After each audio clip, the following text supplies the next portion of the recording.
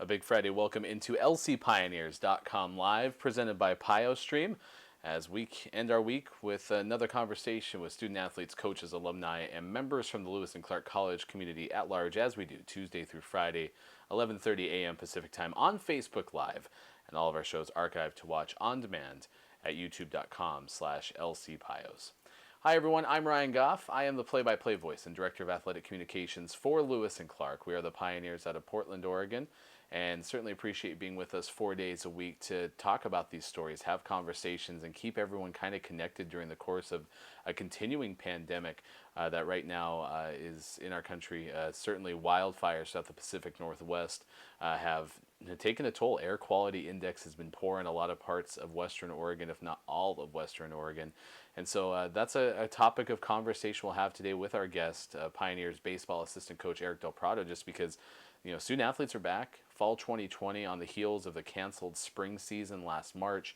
Just trying to get a feel for how his team is ebbing and flowing and trying to make the best of some situations. A lot of curveballs, to unintentionally use a baseball pun there. But the reality is there's been a lot of different things going on environmentally with the pandemic, et cetera, that are taking a toll. And so just kind of catch up, see how everyone's doing with his team. And we'll bring him in just a little bit. Also talk about, the aspect that baseball's played in his life as well. But as I was mentioning, Portland, Oregon is where we are located. Athletics among the Northwest Conference, which is 9 teams overall, Northwest Oregon and the state of Washington, Lewis and Clark Athletics. And really a great opportunity for our Pioneers to compete on a national level, over 430 institutions at the NCAA Division III level. And that is truly a big opportunity for Lewis and Clark student athletes, as they've had a chance to compete on a nationwide scale.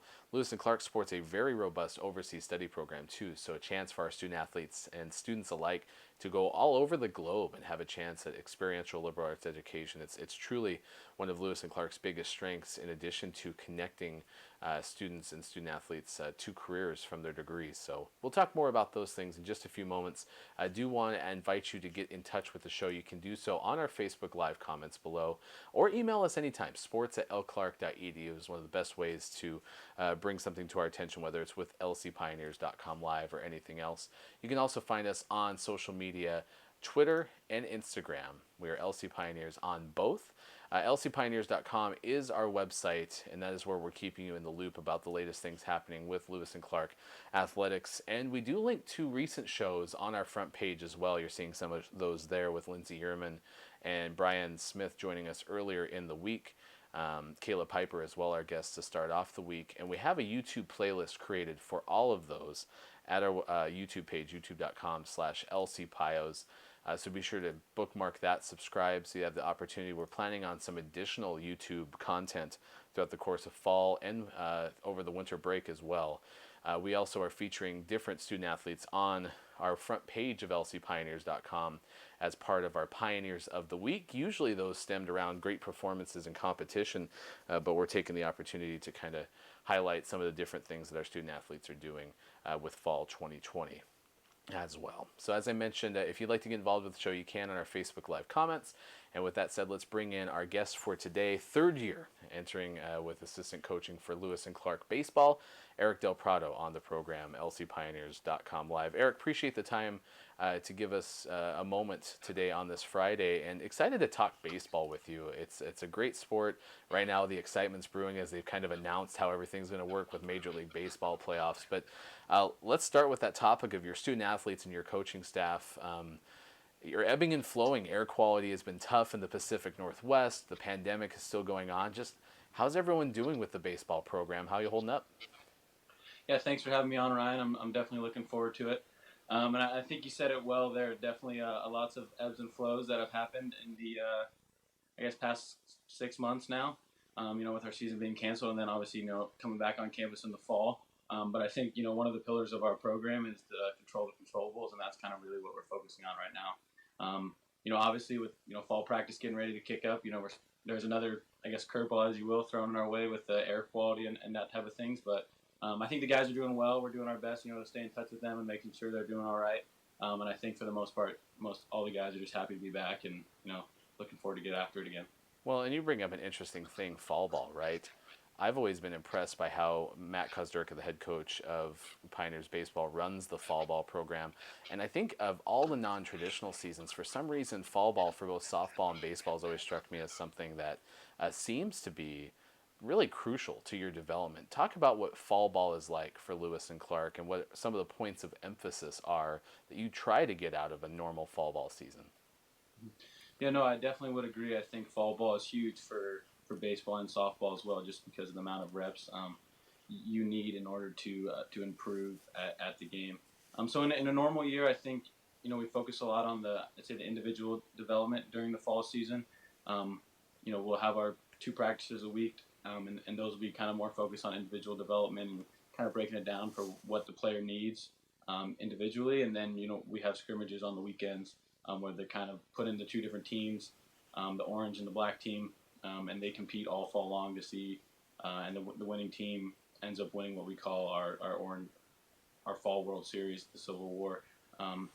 And so yeah, a lot of the time is spent on individual development as well as team development and working on things that we think is going to help us be successful in the spring.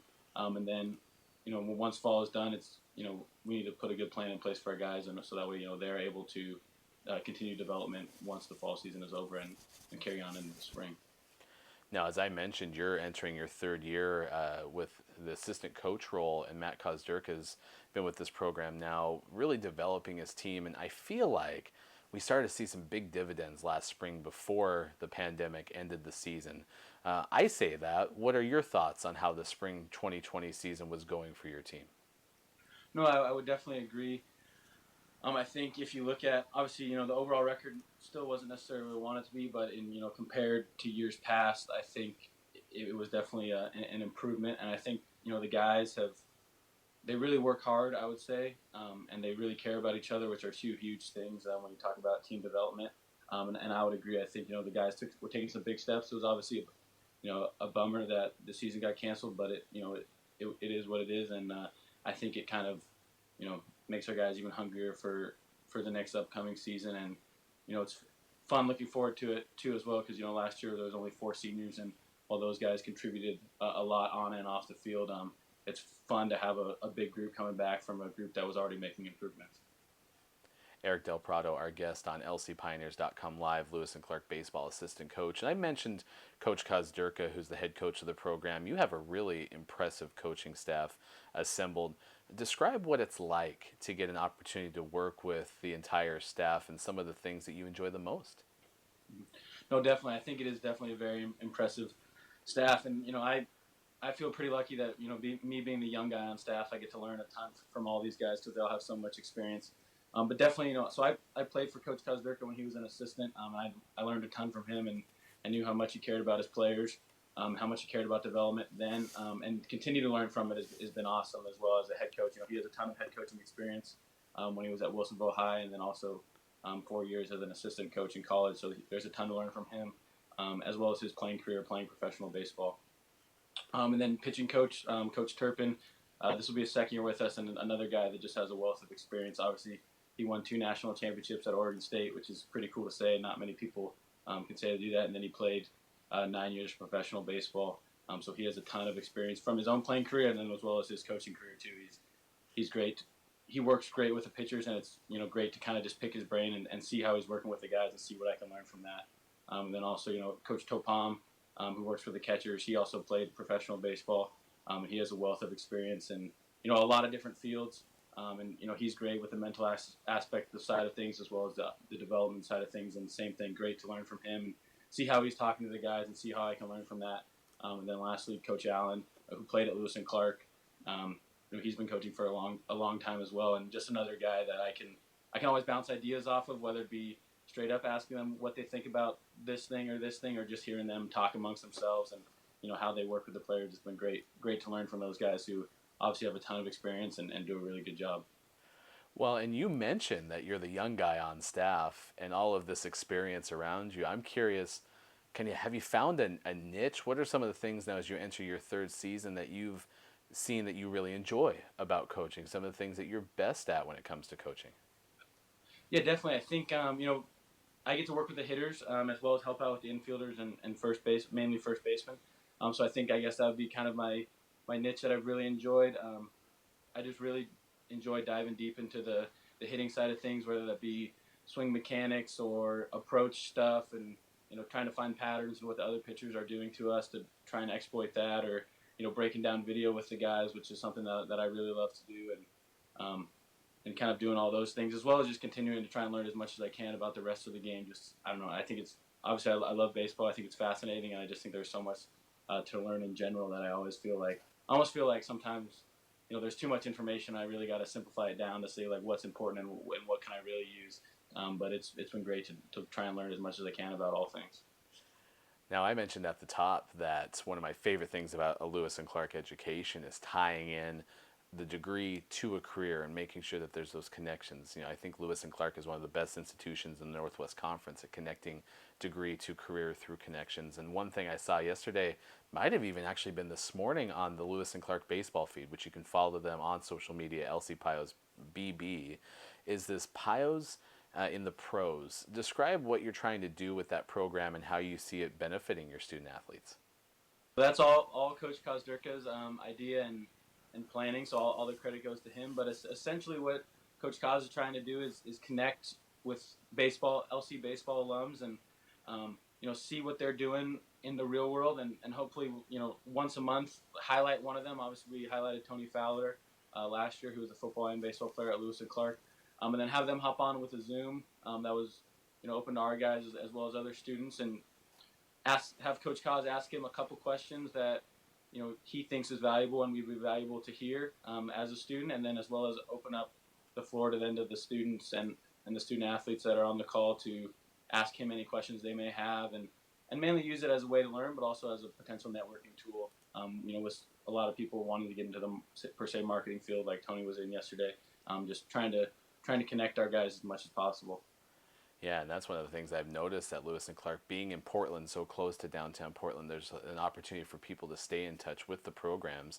And you grew up, with collegiate athletics. You were in the Northwest Conference, and I've always admired the strength of the Northwest Conference from a baseball standpoint. You competed at Willamette.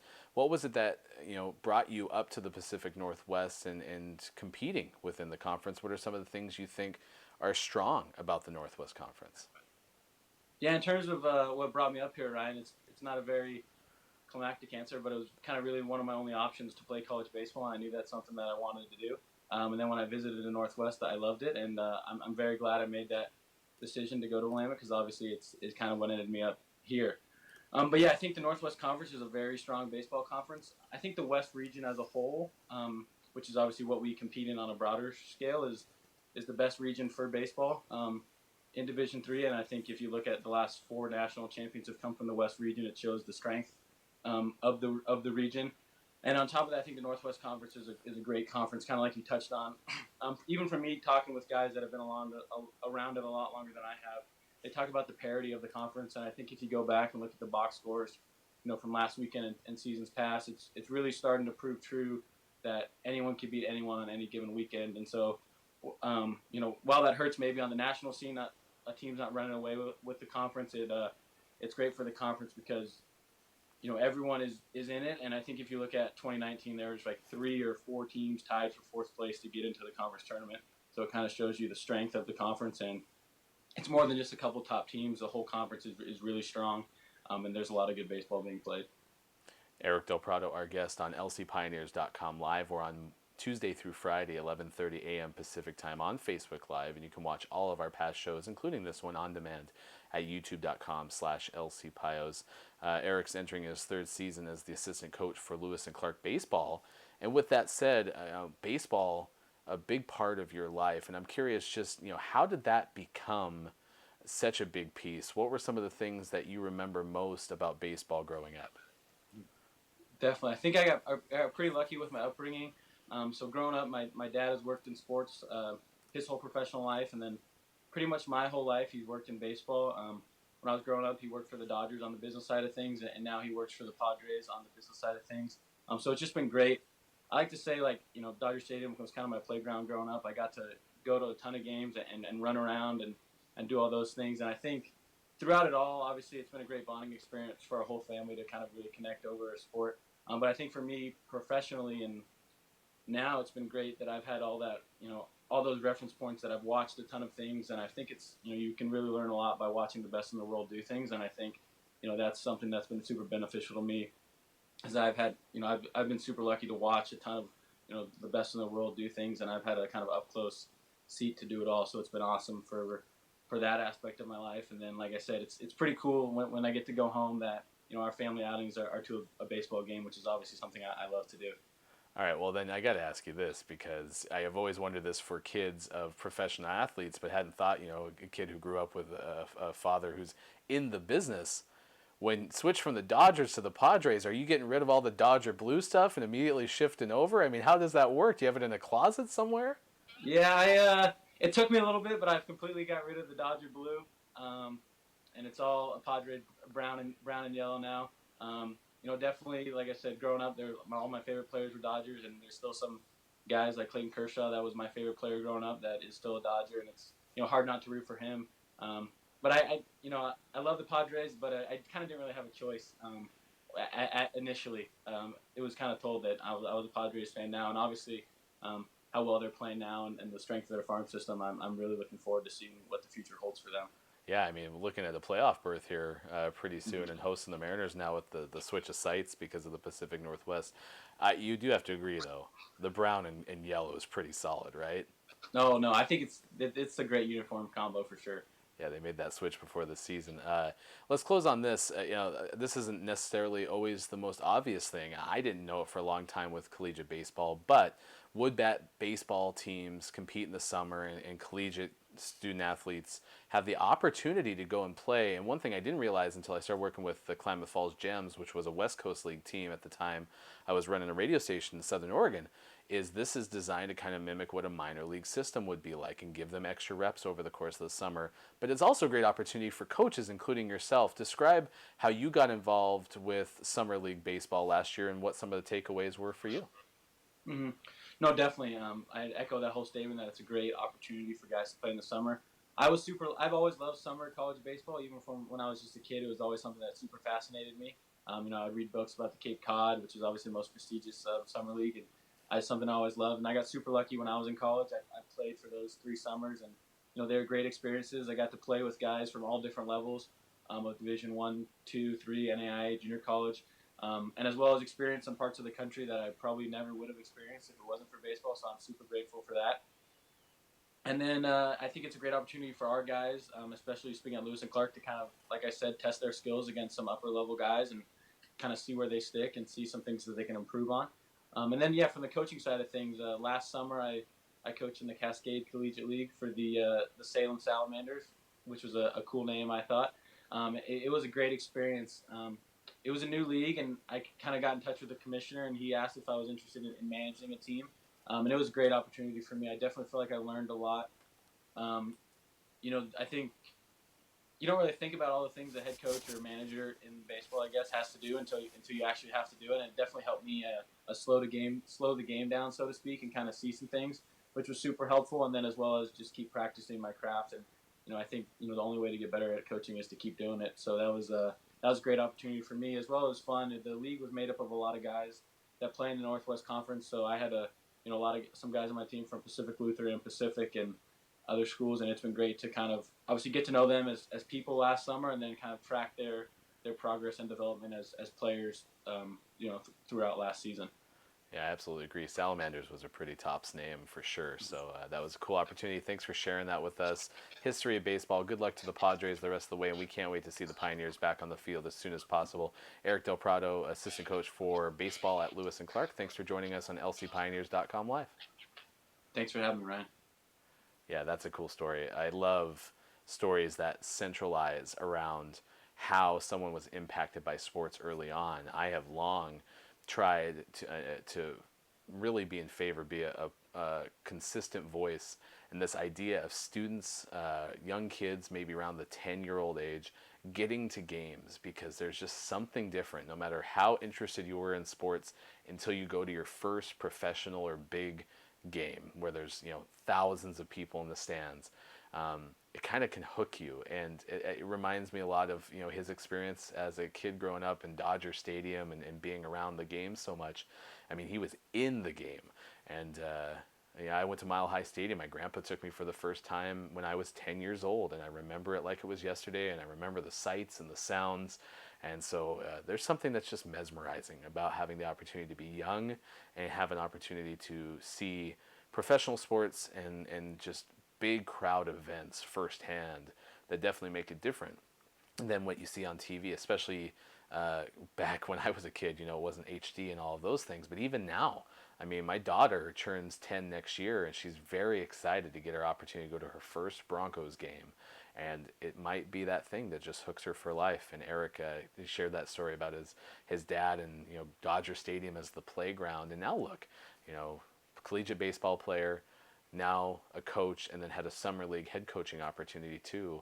It's just such a big part of his life, and you can hear the passion come out. And that's one of the things I love, not only about this show, because it shows it. The interviews that we have, you know, it comes out in small little pieces, but also NCAA Division III is so great for it, because you know how hard student athletes have to work at that level to balance everything, still get such a tremendous educational opportunity, but compete, as Eric described, at some of the highest levels in the country for Division III.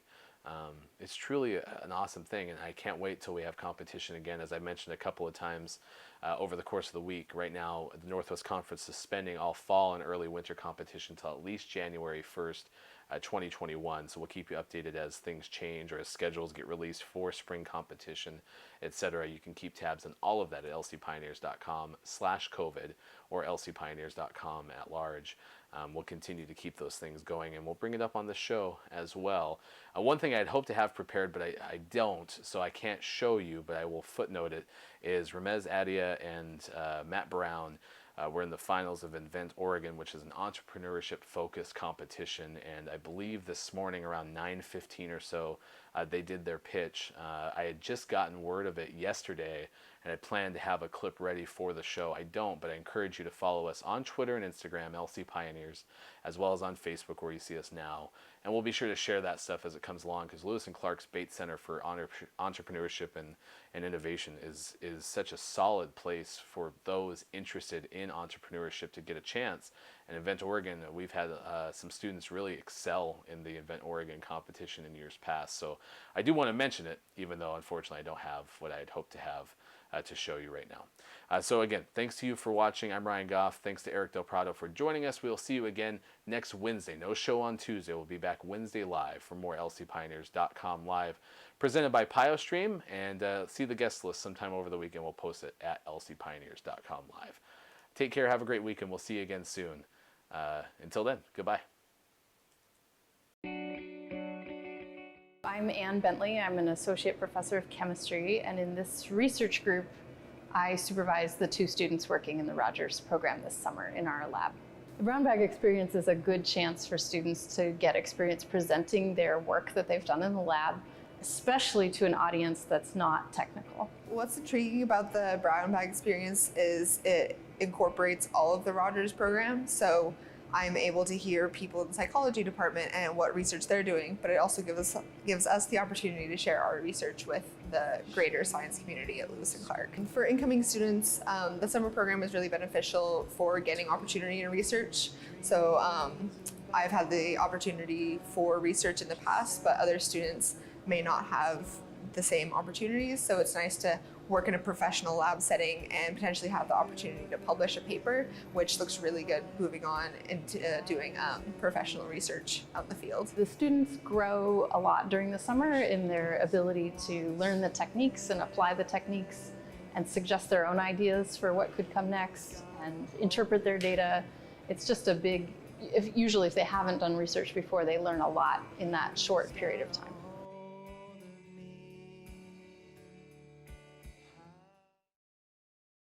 Hi, I'm Nick Lombardi. Something I've learned at Winterim this year is how to communicate a vision. My biggest takeaway from Winterim is probably the networking.